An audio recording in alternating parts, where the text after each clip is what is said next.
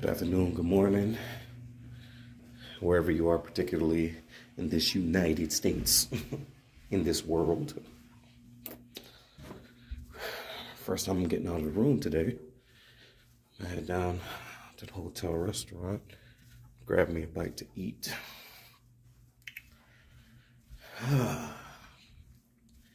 You know, I was up reading. One of my favorite pastimes. And I was reading the foreword in this book, you know, like the intro to everything. And, you know, it had me thinking about a couple of things, you know. I've been playing more of an active role in working with my brother. You know, my brother had been shooting videos for years now, you know, doing his thing, always doing his thing, you know. I'm so proud of him. And, you know, I remember one day he just came up to me and was like, yo, come on, I need you to come with me on this video shoot. Okay, excuse me. Good morning. Good morning, how are you? I'm good, how are you? Good. Good. So, I remember, you know, this is one morning, he was just like, hey, come on, get up. Go outside, I'm probably gonna squint my eyes. It's bright. It's bright. It's very bright. Oh my gosh. Woo, it's bright. Woo. As you can see, it's the first time coming outside. But, so let me get some fresh air, come outside for a little bit, and then go over here and go get something to eat. But anyway, going back to my story, you know, one day he was just like, you know, come on. You know, you gotta come out here. Good morning. Good morning. Come on out here, you know, you need to go ahead and come with me on this shoot. And, you know, we're still in the beginning stages, but I would just want to set the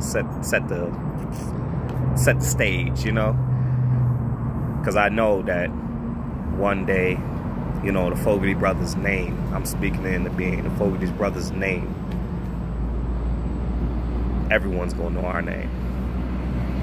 Everyone. Mr. Shooter, Mr. Director, everyone's gonna know who we are.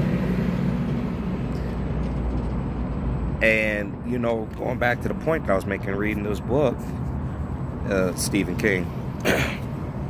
And, you know, he's one of our decorated, if you read horror, the genre and stuff like that, thriller and stuff like that, he's a decorated author. You know, he has plenty of books, plenty, novellas and novels. He just has plenty.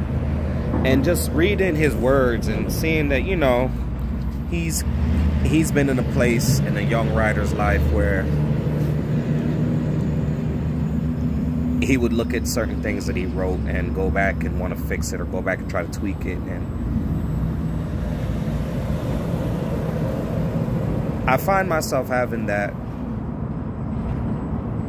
same, I don't want to say issue, because I don't particularly think it's an issue, but I find myself, whenever I do direct videos and you know, whenever I do direct videos with my brother and everything, you know, I'll second guess myself a lot. I'll battle myself 8-9 times before I say stop, think clear, and go through, you know. So it's always a blessing, and I'm always happy when the artist is happy with the finished material. You know, don't get me wrong. My brother, he does the cuts and everything like that. That man is genius. Does his thing. You know, the story aspect of these videos and stuff like that. That's me. You know, just trying to add a little bit more depth to these videos. And you know, the other day, I sat down with Pierre and I said to him, I said, yo, you know, sometimes I just feel like I'm holding you back. You know, sometimes I feel like, you know, what am I even, you know, why am I even here? I'm not even helping. That self-doubt, you know. And, you know, reading Stephen King's words, well, first let me finish that part. You know, Pierre verbally, like, you know, smacked me on both my cheeks. Like, why would you say something like that? You know, no, like, you're an asset. You're an asset to this. We you know, this is us. We're doing this. And, you know, that, you know, him bigging me up made me feel much better and stuff like that. And, you know, and even like talking, you know, I ran into my mother while doing this tour. We was up in New York, ran into my mother, and, you know, I was talking to her about it as well. And, you know, she basically bigged me up too and was just like, yo, no, you're there for a reason. You know, y'all are gonna make something of this, and I see it. Everyone sees it. Even Pierre is like, I see it, man. You know, we crank these videos out, and we just keep it moving. So with all that being said, you know, and then reading Stephen King and reading certain things that he went through in his early, you know, author's life, and just some of the things he talked about on the way, as over the years, you know, with restarting this series. Because I tried to start this series like 10, 15 years ago when I was like still in school, still in high school. But I don't know. I at the time, I don't know. It was boring to me. So I was just like, I probably read like 100 pages. I was just like, whatever. So I'm trying to start it again. And just reading some of the things that he went through being a young writer, and with all these like ideas that I have in my head for stories and stuff like that, and me just never having the courage to just pick up and start writing, regardless of how it turned out. Just write, you know, whatever's in your mind, just write. And seeing that, you know, he would write, he would take a year or two even just to go back to it with fresh eyes and revise it. I would always had a chip on my shoulder. It was like, if I write this, you know, I got to write it perfectly, and it got to be good, and, you know, I don't want nobody to not like it. And you can't have that. You can't do that. Some people are going to like it, some people aren't. I mean, some people are going to like it, and some people aren't. Just like with these videos, some people are going to watch, some people aren't. Some people are going to agree with the things that you say, some people aren't. Just like the posts that you make. Just like most things, if not everything we do in life. Some people will agree with you, some people won't. I always feel like I messed up not doing story. I wrote as a kid. I remember I wrote like little comics, and I would draw. I wish I still had this stuff. I remember I would tell stories as a kid to my friends. And I always thought in the back of my mind, I need to write these down, And I got older and older and older, and I'm like, damn, yo. And I have these ideas in my mind, and it's like I just never just sat down and just put them down and write out the stories that I have in my mind. I still have these outlines in my head. I still have them in my head. And I just still haven't sat down and just did it. And it's there. And I need to stop playing and just do it. That self-doubt that I had in the creation of these stories that we intertwine in these music videos, you know, when there is a story to be had, when there is a certain scene and stuff like that. Because sometimes it's not always a story. Sometimes it's just a particular scene. I'll see, like Pierre said it perfectly, you know, you'll see it a certain way, I'll see it a certain way, you know. If he sees something, I can think of something and tweak it. If I see something, he sees it, he tweaks it. We're yin and yang, you know? And even going back to just the stories that I be having in my head, to just, I need to just sit down and just do them. Just write. Just write. What's the worst that's going to happen? You never put it out there. You never show anybody this and that. But the fact of the matter is, you know, as time is going on, I'm starting to feel like all the things that I wanted to do, at least try, even if I failed at it, even if, quote unquote, failed at it, even if, you know, it never popped or sees the light of day and this and that, it's cool, because at least I would have said that, hey, you know, I wrote a short story. I've written short stories. Like, I have short stories, like, in places that I've lost on old laptops and stuff like that. But, like, to sit down and just the past few years to sit down and really put a story back together and stop self-doubting myself. Because I'm always like, I'm not a writer. I didn't study. I didn't go to a writing class. I didn't, you know, go to a film school or, you know, take up manuscript writing lessons, script writing lessons and stuff like that. So, you know, with all of those things, it always killed that excitement that I would have to write.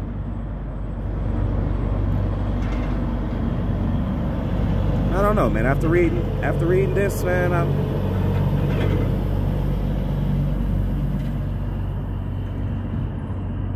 gonna write.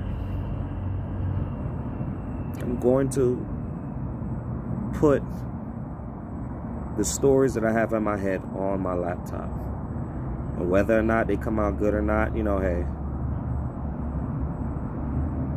But even if I write like 10 total crappers, I mean, you know, maybe 11 will be the one, you know?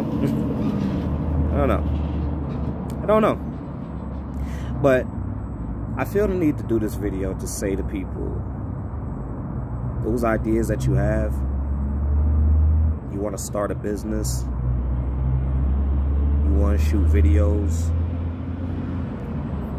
you want to get your CDLs, respect. I see so many people on my timeline busting moves, doing things, and I don't be knowing half of them, but I be so proud when I see that joint, yo. Like, I be like, man, that's what's up, man. I wish I knew him so I could call him and say congratulations, but it'd be kind of weird. But all those things that you wanted to try, and in today's day and age, it's no reason not to. There's so many different outlets, so many different resources. It's the only thing that's holding you back is you.